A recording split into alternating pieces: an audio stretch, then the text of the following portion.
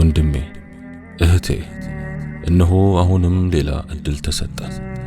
ከኛም የሚጠበቀው መነሳት ነው። ቆርጠን ከሱ ሳይሆን ወደሱ ወደ አላህ ለመሸሽ እንፍጠን። ወሩ መሰናበቱ አይቀርምና እናትርፍ ሳያመልጠን።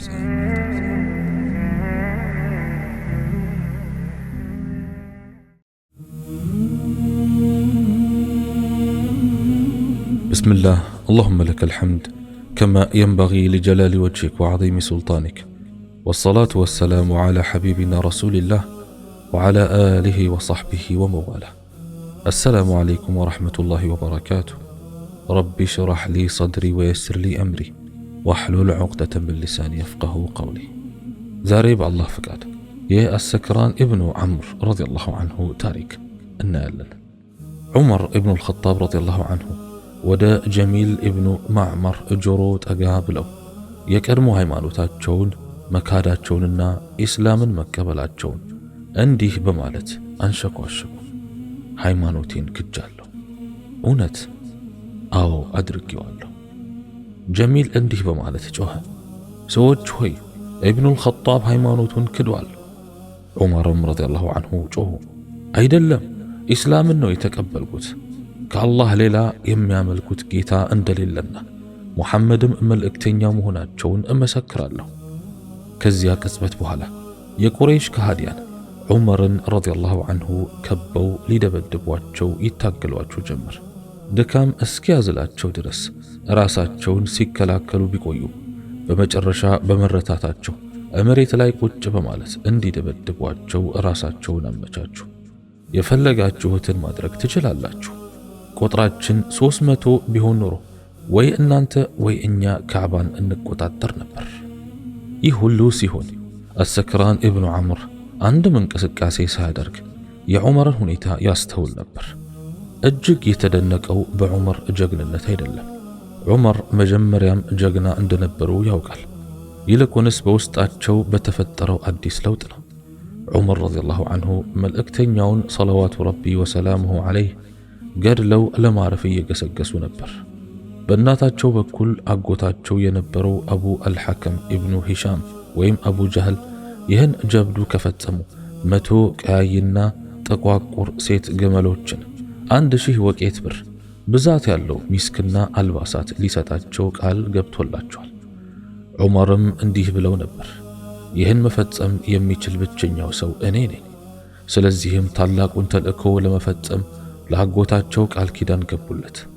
እናም ምን ተአምራዊ ክስተት ተፈጥሮ ነው አሁን የዑመር አመለካከት እንዲህ የተለወጠው? የሙሐመድ ሰለዋቱ ረቢ ወሰላሙሁ ዐለይህ አይነተኛ ጠላት አልነበሩምን?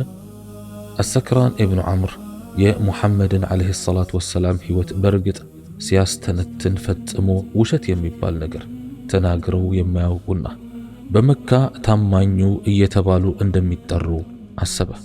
በመጨረሻም ሰዎችን እየጠሩ ያሉት ወደ መልካም ስነ ምግባር ነው። ይሁን እንጂ አሰክራን ከሁሉም በላይ የሚፈራው የወንድሙን የሱሃይልንና የዑመርን ግፍ ነበር። እነሆ አሁን ደግሞ ዑመር ረዲየላሁ ዐንሁ ኢስላምን ተቀብሏል። ለዑመር በእናታቸው በኩል አጎታቸው የሆነው አልዓስ ኢብኑ ዋኢል ወደ ተሰበሰበው ሕዝብ መጥቶ በዚህ ምን እየተደረገ ነው በማለት ጠየቀ። ዑመር ሃይማኖቱን በመልቀቁ ምክንያት እየቀጣ ነው የሚል መልስ አገኘ። አልዓስ እንዲህ አለ፣ መልካም፣ ይህ ሰው እርሱ ይሆነኛል ያለውንና የመረጠውን ነገር ለመከተል እየሞከረ ነው። ታዲያ እናንተ ይህን ሁሉ ትርምስ መፍጠራችሁ ስለምን ነው? በሉ አሁን ልቀቁትና ይሂድ። እንዲህ ስታጠቁት ወገኖቹ ዝም ብለው የሚመለከቷችሁ ይመስላችኋልን? ዑመርን ረዲየላሁ ዐንሁ ለቀቋቸው። እንደገና ቀጥ ብለው መቆም ቻሉ። አሰክራን ኢብኑ ዐምርም ብዙ ነገሮችን እያወጣና እያወረደ ከዚያ ትዕይንት ቦታ ተነስቶ ወደ ቤቱ ሄደ። የቁረይሽ መሪዎች እንደሚሉት ሙሐመድን ሰለዋቱ ረቢ ወሰላሙሁ ዐለይህ የተከተሉት ነፃ ለመሆን የሚፈልጉ ባሮች ብቻ ናቸው። እነርሱ እንዳሉት ቢላል ኢብኑ ረባህ፣ ዐማር ኢብኑ ያስር፣ ሱሐይብ ኢብኑ ሲናን፣ ኸባብ ኢብኑ አልአረትና عمر ابن فحيرة نتعى لمهن فلقوال النبل أبو بكر، علي بن أبي طالب، عثمان بن عفان، سعد بن أبي وقاص، الزبير بن العوام، عبد الرحمن بن عوف، طلحة بن عبيد الله، الأرقم بن الأرقمنس من فلقونه محمد يتكتلت ሲል በጥልቅ ተመስጦ አሰበ። እነዚህ ሁሉ ሰዎች ኢስላምን የተቀበሉ ጨዋ ሰዎች ሲሆኑ እነሆ አሁን ደግሞ ገናናው ዑመር ተጨመረላቸው። አሰክራን በውስጡ የተከታተለበትን የመመራመር ፍላጎት ሊያዳፍነው አልፈለገም። ሙሐመድ ይህን ሁሉ ጥበብና የንግግር ችሎታ እንዴት አመጡት? ያልተማሩና ሌላው ቀርቶ ማንበብና መጻፍ እንኳን የማይችሉ ሰው ናቸው። እስከሚያውቀው ድረስ ቅኔ ወይም ግጥም ሲገጥሙ አላስተዋለም። ሆኖም ግን ጠላቶቻቸው ገጣሚና አስማተኛ እያሉ ይጠሯቸዋል። አቡ ጀህል አንድ ጊዜ ሙሐመድ ዓለይሂ ሰላቱ ወሰላም በካዕባ አጠገብ እንዳይሰግዱ ሊያግዳቸው ወሰነ። እንዲያውም ሊገላቸውም ሞክሮ ነበር። ይሁን እንጂ በፍርሃት የተንቀጠቀጠ ተመለሰ። ጓደኞቹ በሁኔታው ተደንቀው ለምን አልገደልከውም በማለት ሲጠይቁት እንዲህ አለ፣ የሆነ ጭራቅ ባጠገቡ ቆሞ ሊወጠኝ ሲመጣ አፈገፈግኩ። የቁረይሽ መሪዎች ሙሐመድን ሰለዋቱ ረቢ ወሰላሙሁ ዐለይህ ለማጥቃት የተለያዩ ሚስጥራዊ ተንኮሎችን ቢደርቱም ቁርአን በየጊዜው ያጋለጣቸው ነበር። ከሁሉም በላይ የሚያስደንቀው በእያንዳንዱ ጎሳ ውስጥ ያሉ ግፈኞች ኢስላምን በመቀበላቸው ምክንያት ወገንና ረዳት የሌላቸውን ሰዎች በቃላት በማይገለጽ ሁኔታ ቢያሰቃዩአቸውም እስካሁን አንድም ሰው ወደ ቀድሞ እምነቱ የተመለሰ መኖሩ አለመሰማቱ ነው። አሰክራን ወደ ቤቱ ሲመለስ ባለቤቱ ሰውዳ ቢንት ዘምዓ በጥልቅ ሐሳብ ውስጥ እንዳለ በማስተዋሏ የገጠመ ችግር አለ እንዴ በማለት ጠየቀችው። ኢብኑል ኸጣብ ሙሐመድን ተከተለ አላት። እውነት በአላህ እምላለሁ ዑመር ሃይማኖቱን መካዱንና ኢስላምን መቀበሉን በአደባባይ ሲያውጅ የቁረይሽ ሰዎች ከበው ያዋክቡት ጀመር። አጎቱ አልዓስ ኢብኑ ዋኢል መጥቶ እስኪያስለቅቀው ድረስም በዚያ ሁኔታ ብቻውን ተጋፍጧቸው ቆየ። ስለ ሙሐመድ ታማኝነት በተደጋጋሚ ነግሬህ ነበር። የሙሐመድ ባለቤት ኸዲጃ፣ የአጎቱ የአልዓስ ባለቤት ኡሙ አልፈضል፣ የአቡ ጣሊብ ባለቤት ፋጢማ ቢንት አሰድ ኡሙ አይመንና የዑበይዱላህ ኢብኑ ጃሕሽ ባለቤት ረምላህ ቢንት አቡ ሱፊያን ኢስላምን ከተቀበሉ በኋላ ሙስሊም ስለመሆን በጥልቅ አስባለሁ አለች። የሙሐመድ ተከታዮች በጣም ጥቂትና ደካማ ሲሆኑ በካዕባ አጠገብ በግልጽ ለመጸለይ አይችሉም አለ። እኛ ለምን የመጀመሪያዎቹ የሃይማኖቱ ደጋፊዎች ከመሆን ራሳችንን እናቀባለን? በአላህ መንገድ ላይ የፈለገው ነገር ቢመጣ ለምን አንጋፈጠውም? አሰክራን አቋረጣት። ሙሐመድ ወደ ምን ሰዎችን እንደሚጠራ አውቃለሁ። ታዲያ እኔም ወደ እርሱ መሄድ ይኖርብኛል እንዴ? ብቻዬንማ ወደ ሐቅ መንገድ ለመመራት አልሻም፣ ካንተ ጋር አብሬ እንጂ አለች ሰውዳ። ለማንኛውም ፀሐይዋ እስክትጠልቅ መጠበቅ ይኖርብናል አላት ከቤት እየወጣ። አሰክራን ወደ ካዕባ ሲያመራ ሙስሊሞቹ በሐምዛና በዑመር መሪነት ሁለት ረድፍ ሰርተው ሲገቡ ተመለከተ። ዑመር ሰይፋቸውን መዘው በመያዝ እንዲህ ይሉ ነበር፣ ከአላህ በስተቀር የሚገዙት ጌታ የለም፣ ሙሐመድም መልእክተኛው ናቸው። ወደ ቁረይሽ ጠላቶቻቸው እያዩ ከናንተ ውስጥ ወደኛ የሚጠጋ ካለ በዚህ ሰይፍ ነው የምገድለው። ከዚያም አሰክራን ሙሐመድ ዓለይሂ ሰላቱ ወሰላምና ተከታዮቻቸው ካዕባን ሲዞሩ ጠዋፍ ሲያደርጉ ከፊት ለፊታቸው ሆኖ ይመለከታቸው ጀመር። ጠዋፉን ከጨረሱ በኋላ በካዕባ አጠገብ ሆነው መስገድ ጀመሩ። ነቢዩ ሰለዋቱ ረቢ ወሰላሙሁ ዐለይህ የሚያነቡትን የቁርአን አንቀጽ የሰማው አሰክራን እጅግ በመደነቅ በአላህ እምላለሁ ይህ ከሰው የሆነ ንግግር አይደለም አለ። ጨለማው ለዓይን ያዝ ሲያደርግ አሰክራንና ባለቤቱ ወደ አልአርቀም ረዲየላሁ ዐንሁ ቤት ገሰገሱ። እዚያ እንደደረሱም ነቢዩ ዓለይሂ ሰላቱ ወሰላም ጋር በመገናኘት ሁለቱም ኢስላምን ተቀበሉ። የአልአርቀምን ግቢ ለቀው ሲወጡ አሰክራን ረዲየላሁ ዐንሁ ከልቡ ላይ ጨለማ ሲገፈፍና ሐቅ ሲገባ በሚገባ እየተሰማው ነበር። ይህ ከሆነ ጥቂት ቀናት በኋላ ወንድሙ ሱሃይል ኢብኑ ዐምር እሳት ለብሶ ወደ እርሱ በመምጣት ሃይማኖትህን መተውህን ሰማሁ አለው። አይደለም፣ እኔን አላህ ስብሓንሁ ወተዓላ ወደ ቀናው መንገድ መራኝ አለው። በዚያ ሰውዬ ንግግር መታለልህን ለማወቅ አልተቸገርኩም። አንተም ሆንክ የቁረይሽ ሹማምንት ነቢዩ ዓለይሂ ሰላቱ ወሰላም አስማተኛ እንዳልሆኑ በሚገባ ታውቃላችሁ። ለእርሳቸው የወረደላቸው መጽሐፍ ለቀደምት ነቢያት አላህ እንዳወረደላቸው ቢጤ እንጂ ሌላ አይደለም አለ አሰክራን። እኔ የምፈራው ከሞት በኋላ መቀስቀስ አለ ብለህ እንዳታምን ነው። የነቢዩ ዓለይሂ ሰላቱ ወሰላም ባልደረቦች ሁሉ በማናየውና በመጪው ዓለም በሚከሰተው ነገር ሁሉ እናምናለን። ለመሆኑ መቼ ነው ይህ የመቀስቀሻው ቀን? አላህ ብቻ ነው የሚስጥሩ ባለቤት። ሱሀይል ማለ በአላትና በአልዑዛ ይሁንብኝ፣ ሙሐመድ ውሸታም ነው። የሚናገረው እውነት ከሆነ ቀደምት አባቶቻችንን ለምን ከሞት አስነስቶ አያሳየንም? አሰክራን ረዲየላሁ ዐንሁ የሚከተለውን የቁርአን አንቀጽ አነበበለት። ቁልላሁ ዩሕይኩም ሱመ ዩሚቱኩም ሱመ የጅመዑኩም ኢላ የውሚል ቂያመቲ ላ ረይበ ፊህ ወላኪነ አክሰረ ናሲ ላ ያዕለሙን። አላህ ሕያው ያደርጋችኋል፣ ከዚያ ይገድላችኋል፣ ከዚያም ወደ ትንሣኤ ቀን ይሰበስባችኋል። በእርሱ ጥርጥር የለበትም፣ ግን አብዛኞቹ ሰዎች አያውቁም በላቸው። ሱረቱ አልጃሲያ አንቀጽ 26። እኛ በእርግጥ አጥንቶችና የበሰበስን አጽሞች ስንሆን አዲስ ፍጥረት ተደርገን እንቀሰቀሳለን? አሰክራን የሚከተለውንም የቁርአን አንቀጽ ጨምሮ አነበበለት። በላቸው ድንጋዮቹን ወይም ብረትን ሁኑ ወይም በልቦቻችሁ ውስጥ የሚተልቅን ፍጥረት ሁኑ፣ መቀስቀሳችሁ አይቀርም። ሱረቱል ኢስራ አንቀጽ 50 እስከ 51። ሱሀይል አሁንም ጠየቀ፣ ሕያው የሚያደርገን ማን ነው? በመጀመሪያ ካልነበርክበት የፈጠረህ። ያ ቀን መቼ ነው? ምናልባት ቅርብ ሊሆን ይችላል። አላህ ያጥፋህ፣ ሃይማኖትህን ለቀሃል ብዬ አልነበረም አለ ሱሀይል እየተቆናጠረ። አይደለም፣ ሃይማኖቴን በማስተካከል ከጥመት ይልቅ ወደ ቅን መመራትን ነው የመረጥኩት። ወደ ሐበሻ ተሰደው ከነበሩት ሙስሊሞች ውስጥ የተወሰኑት ወንድሞቻቸው በሰላም ሃይማኖታቸውን ማራመድ መቻላቸውን ሲሰሙና የዑመርንም መስለም ሲገነዘቡ እየተደሰቱ ተመለሱ። ጥቂት የሚሆኑት ተመላሾች በመካ የሚያስጠጓቸው ባላባቶች በማግኘታቸው ችግር ባይገጥማቸው አብዛኞቹ በከሃዲያኑ እየተያዙ ክፉኛ ይሰቃዩ ጀመር። አቡ ጀህል አቡ ሰለማን ይዞ ማሰቃየት ቢፈልግም አቡ ሰለማ ረዲየላሁ ዐንሁ የእናቱ ወንድም ወደ ሆኑት አቡ ጣሊብ በመሄድ መጠጊያ ጠየቀ።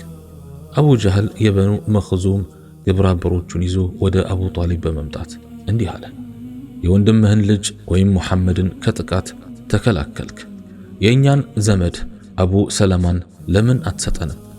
አቡ ጣሊብ እንደሚከተለው አሉ፣ እርሱ የእህቴ ልጅ ሲሆን ጥበቃዬን ሽቷል።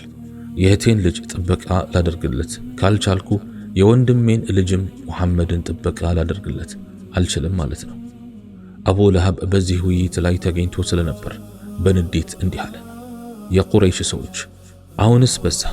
የሙሐመድ ተከታዮች ጥበቃ እንዳያገኙ ለመከልከልም እየሞከራችሁ ነው። ከእንዲህ አይነቱ ድርጊታችሁ የማትቆጠቡ ከሆነ ሙሐመድን በሁሉም ጉዳይ ላይ እንደግፈውና ዓላማውንም ያሳካል። አቡ ጀህል በዚህ የአቡ ለሃብ ንግግር በጣም ፈራ። ምክንያቱም ያላቸውን ዝምድና ተጠቅሞ አቡ ለሃብ የነቢዩ ዓለይሂ ሰላቱ ወሰላም አጎት ስለሆነ ሙሐመድን ቢደግፈው ወይም ግልጽ ተቃዋሚ መሆኑን ቢያቆም የነቢዩ ጥሪ እንደሚጠናከር በመገመቱ ነው። ከዚያም እንዲህ አለ፣ አንተ የምትጠላውን ነገር ከማድረግ እንቆጠባለን። አቡ ዑትባ በቁረይሽ ከሃዲያንና በነቢዩ ዓለይሂ ሰላቱ ወሰላም ተከታዮች መካከል የተፈጠረው መካረር እየተባባሰ ሄደ። ሁኔታው ያን በመሰለበት ሰዓት ከከሃዲያኑ የተወሰኑት ዒማራ ኢብኑ አልወሊድ ኢብኑ ሙጊራ የተባለን ወጣት ይዘው ወደ አቡ ጣሊብ በመሄድ እንዲህ አሏቸው፣ አቡ ጣሊብ ሆይ ገና ወጣትና ለግላጋ የሆነን ማራኪ ልጅ ይዘንልህ መጥተናል። የእርሱን አእምሮና ጉልበቱን እንደፈለክ ተጠቀም፣ ልጅም አድርገህ ያዘው። በምትኩ ግን የወንድምህን ልጅ እንድንገድለው አሳልፈህ ስጠን። እርሱ ሃይማኖታችንን አጉድፏል፣ ማህበራዊ ቀውስም አምጥቶብናል። እንዲሁም የአኗኗር ልማዳችንን በማራከስ ሕይወታችንን አመሰቃቅሎብናልና። አቡ ጣሊብ እንዲህ በማለት መልስ ሰጡ፣ በእርግጥ ንግዳችሁ ሚዛን የጎደለው ነው። የእናንተን ልጅ እንዳሳደገላችሁ ልትሰጡኝ፣ የኔን ደግሞ በልዋጩ ልስጣችሁና ልትገድሉት? በአላህ ምን አይነት የማይታመን ነገር ነው የምትሰሩት? ይህ ሐሳብ ካልተስማማ የደም ዋጋውን እጥፍ አድርገን እንክፈልህና ሙሐመድን አንድ የቁረይሽ ጎበዝ ይግደለው። በዚህ ሁላችንም እንረካለን። አቡ ጣሊብ ሁሉንም ሐሳብ ውድቅ በማድረግ እነርሱ በራሳቸው ፍቃድ ያሻቸውን መፈጸም እንደሚችሉ ገልጸው አሰናበቷቸው። ከዚያም በኋላ ነቢዩ ዓለይሂ ሰላቱ ወሰላም ተከታዮቻቸውን ወደ ሐበሻ እንዲሰደዱ አዘዟቸው። ዑስማን ኢብኑ ዓፋን እንዲህ አሉ፣ የአላህ መልእክተኛ ሆይ እርሶ ከኛ ጋር በሌሉበት 2 ጊዜ ወደ ሐበሻ መሰደዳችን ነው። ነቢዩም ዓለይሂ ሰላቱ ወሰላም እንዲህ አሉ፣ የምትሰደዱት ወደ አላህ ሲሆን ለሁለቱም ስደታችሁ ምንዳችሁን ታገኛላችሁ። ይህ ለኛ በቂያችን ነው የአላህ መልእክተኛ ሆይ አሉ ዑስማን ኢብኑ ዓፋን ረዲየላሁ ዐንሁ። በዚሁ መሰረት አጠቃላይ ወደ ሐበሻ የተሰደዱ ሰዎች ቁጥር ሕፃናት ልጆቻቸውንና እዚያ የተወለዱትን ሳይጨምር 83 ነው። ከነርሱ ውስጥ የነቢዩ ዓለይሂ ሰላቱ ወሰላም ቀንደኛ ባላንጣዎች የነበሩት የነ አቡ ሱፊያን ኢብኑ ሐርብ፣ አልነድር ኢብኑ አልሓሪስ፣ ዑትባህ ኢብኑ ረቢዓ፣ ሱሀይል ኢብኑ ዐምርና አልዓስ ኢብኑ ዋኢል ወዘተ ልጆችና ወንድሞች ይገኙበታል። በስደተኞቹ ውስጥ 18 ሴቶች ነበሩበት።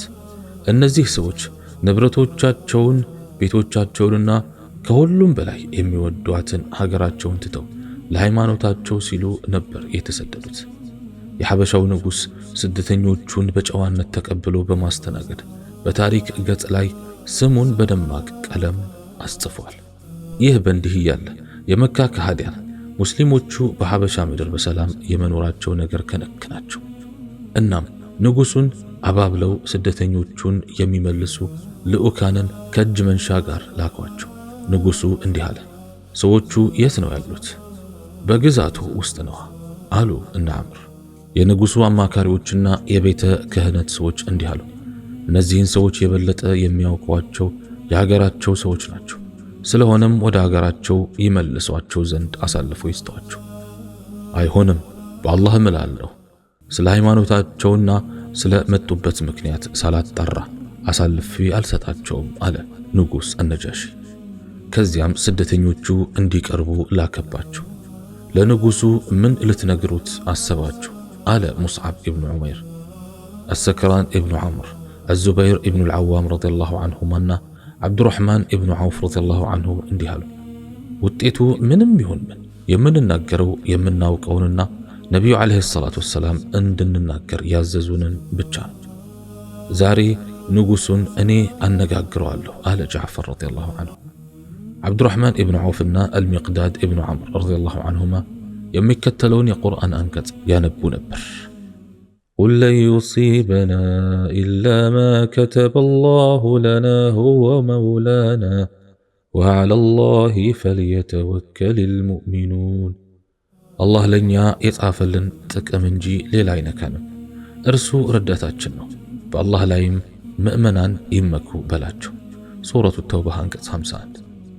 ንጉሡና ስደተኞቹ ያደረጉት ምልልስ ሲጠናቀቅ ስደተኞቹ በሐበሻ ምድር እንዲኖሩና የገንዘብ ድጋፍ እንዲሰጣቸው ተበየነላቸው። ስደተኞቹን ለመውሰድ የመጡት ዐምርና ዒማራ ኢብኑ አልወሊድ ኢብኑ አልሙጊራ የእጅ መንሻውን ይዘውና አፍረው ወደ መጡበት ተመለሱ። ይህ በእንዲህ እያለ የአሰክራን ኢብኑ ዐምር ረዲየላሁ ዐንሁ ባለቤት ሰውዳ ቢንት ዘምዓ ለየት ያለ ህልም ማየቷን ለባለቤቷ እንዲህ በማለት ተረከችለት። ነቢዩ ዓለይሂ ሰላቱ ወሰላም የአንገቴን ዙሪያ ሲዳስሱኝ አለምኩ። ህልምሽ እውነት ከሆነ አለ ባለቤቷ አሰክራን ረዲየላሁ ዐንሁ፣ እኔ እሞትና አንቺ ነቢዩን ዓለይሂ ሰላቱ ወሰላም ታገቢያለሽ በማለት የህልሟን ፍቺ ነገራት። የሐበሻው ንጉሥ ከጃዕፈር ረዲየላሁ ዐንሁና ባልደረቦቹ ጋር ባደረገው ንግግር ኢየሱስ የአላህ መልእክተኛ እንጂ ሌላ አይደለም በማለቱ የተቆጡት የቤተ ክህነት ሰዎች ውስጥ ውስጡን ህዝቡን ሲያሳድሙበት በመቆየታቸው ግልጽ የሆነ አመፅ ፈነዳ። ተቃዋሚዎቹ ወደ ቤተ መንግስቱ በመሄድ የእኛን ሃይማኖት ክደሃል በማለታቸው በንጉሡና በተቃዋሚዎቹ መካከል ጦርነት ተቀሰቀሰ። አሰክራን ኢብኑ ዐምር ረዲየላሁ ዐንሁ እንዲህ በማለት ሐሳቡን ለባልደረቦቹ አቀረበ። የነብዩ ተከታዮች ሆይ ይህን ያስጠጋንን ንጉሥ በጦርነቱ ማገዝ አይገባንምን? ጃዕፈር ረዲየላሁ ዐንሁ እንዲህ አለ፣ እኛ የምንፈራው የአማጽያኑ መሪ ንጉሱን ካሸነፈ ንጉሱ እንደሚያደርገው እኛን ላያከብረንና ላያቀርበን ይችላል ብለን ነው። ዙበይር ኢብኑ አልዓዋም ረዲየላሁ ዐንሁ እንዲህ አለ፣ ይህን ጉዳይ አስመልክተን ምን ማድረግ እንዳለብን ለማወቅ ንጉሱን የሚያማክሩ ልዑካንን ለምን አንልክም? ጃዕፈር ኢብኑ አቢ ጣሊብ ረዲየላሁ ዐንሁ እንዲህ አለ፣ እኔ ከዑስማን ኢብኑ ዓፋን ረዲየላሁ ዐንሁና ከዓብዱራሕማን ኢብኑ ዐውፍ ረዲየላሁ ዐንሁ ጋር በመሆን ወደ ንጉሱ እሄዳለሁ።